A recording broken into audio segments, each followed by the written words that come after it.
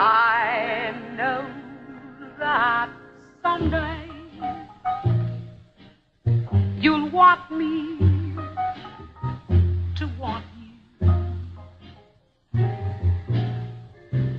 Della Reese was born Della Reese Patricia early on July 6, 1931, in Detroit, Michigan.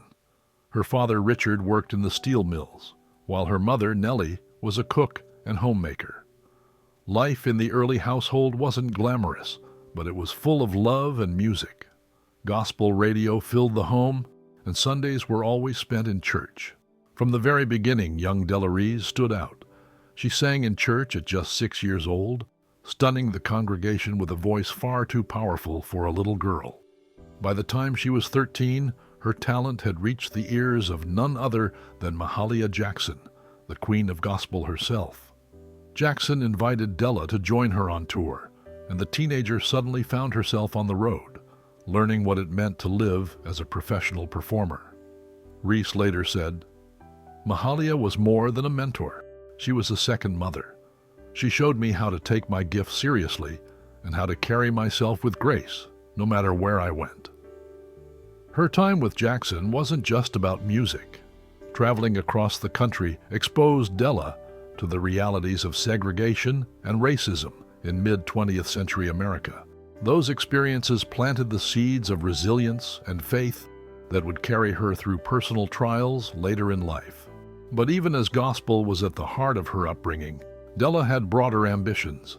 In high school, she formed her own gospel group, the Meditation Singers, which gained a strong local following. At the same time, she began sneaking into Detroit nightclubs, performing jazz standards and pop ballads under the name Little Miss Della. This ability to move between sacred and secular music became her trademark. And if you are into classic Hollywood icons, amazing stories, and newly discovered insights, then hit that subscribe button. We are on our way to 10,000 subscribers, and your support will mean a lot to our channel. Her big break came in 1953 when she won a local contest to sing with the Erskine Hawkins Orchestra. With Hawkins, she cut her teeth on the road, singing swing and jazz to packed ballrooms. That same year, she recorded her first tracks and caught the attention of RCA Records. By 1959, she was on the Billboard charts with Don't You Know, a soaring ballad that showcased the operatic range of her voice. The single sold over 1 million copies, earned her a gold record, and made her a household name almost overnight. Looking back, Reese said, "I didn't plan it. I thought I'd sing in church all my life. But God had other plans. He put me on stages I never dreamed of." From a poor Detroit girl singing in Sunday services to a national sensation with a hit single, Della Reese's discovery story was one of talent, timing, and an unstoppable determination to make her voice heard. As her career began to rise in the 1950s, Della Reese's personal life was also evolving. She longed for stability and family, even as the demands of fame pulled her in every direction. Her first marriage was to Vermont Taliaferro in 1952, but the relationship was short-lived. Reese was young, ambitious, and constantly on the move, and the marriage dissolved within a few years. She married again in 1959 to Leroy Basil Gray, a union that also ended quickly. In her own words, "I was chasing dreams and chasing love at the same time, and I couldn't hold on to both." Motherhood entered her life not through a traditional path, but in a way that showed her capacity for love and commitment.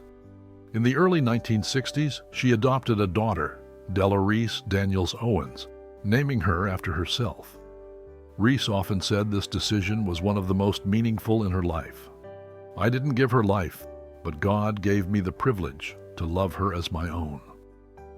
Balancing her growing fame with motherhood was not easy.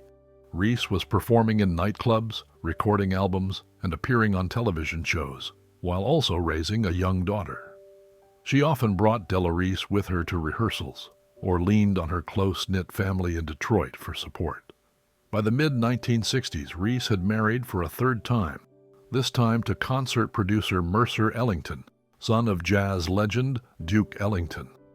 The marriage didn't last long, but it placed Reese even more firmly in the center of the jazz world. During this period, she became a mother figure not just to her own daughter, but to young musicians who looked to her for guidance. Her true sense of family grew even more when she later married Franklin Lett, a producer and concert promoter who would become her life partner. With him, Reese raised not only Dolores, but also 3 other children, Dominique, Franklin, and James, building a blended family that was both loving and resilient. Reese admitted in an interview that the dual life of star and mother was never easy. "I could go from singing to thousands in Las Vegas to sitting at the kitchen table helping with homework the very next night. That's the role I'm proudest of." By the 1970s, Della Reese had become more than just a singer. She was a true entertainment powerhouse. Her rich contralto voice and commanding stage presence had already won her fans in nightclubs, on record, and on television variety shows.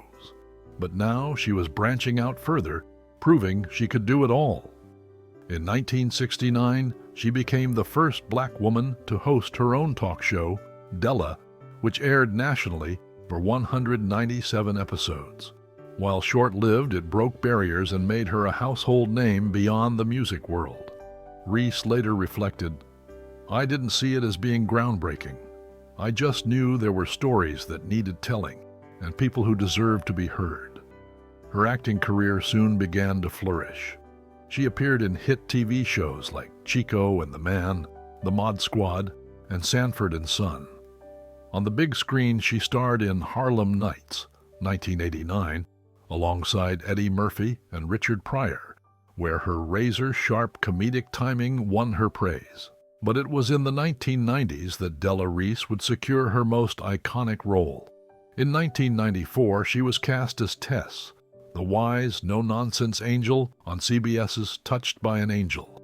The show ran for 9 seasons and became a worldwide hit, touching millions of viewers with its blend of faith, hope, and storytelling.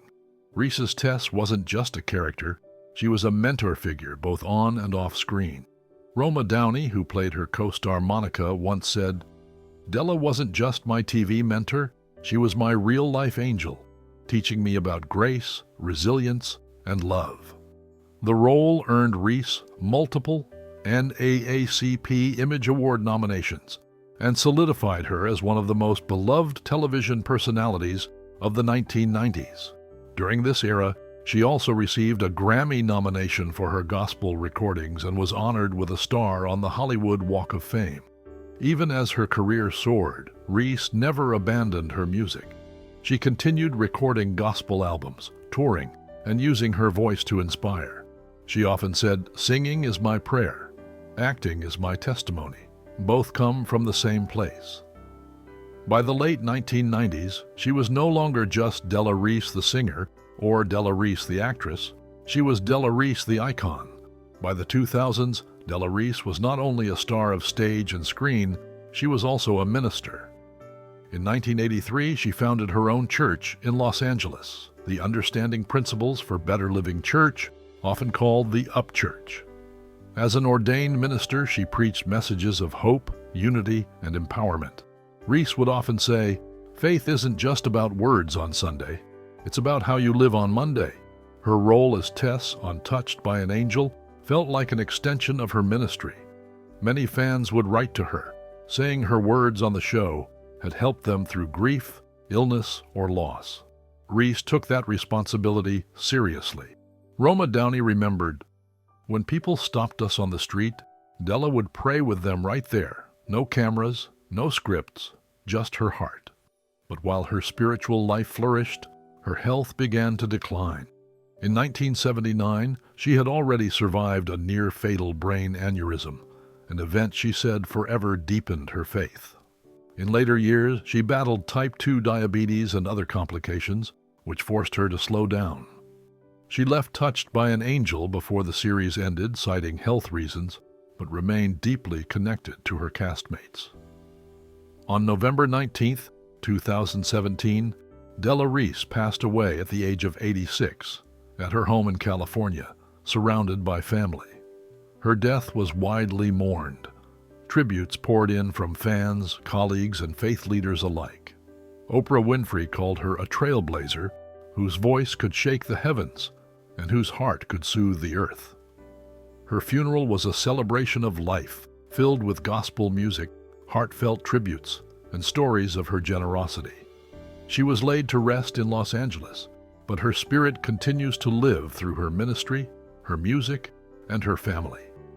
Her daughter, Dolores Daniels Owens, once said, "My mother gave the world her songs, but she gave us her prayers. That's how we keep her with us." The family has also been active in keeping her memory alive, supporting diabetes awareness programs and community initiatives in her honor. Even today, Reese is remembered not just as Tess or as the singer of Don't You Know, but as a pioneer, a woman who crossed boundaries of race, genre, and even vocation. From Hollywood sound stages to church pulpits, she proved that one life could hold many callings. Della Reese's story is one of resilience, transformation, and faith. From gospel prodigy to talk show pioneer, from Hollywood star to devoted minister, she lived many lives in one, and her children and grandchildren continue to carry her light forward.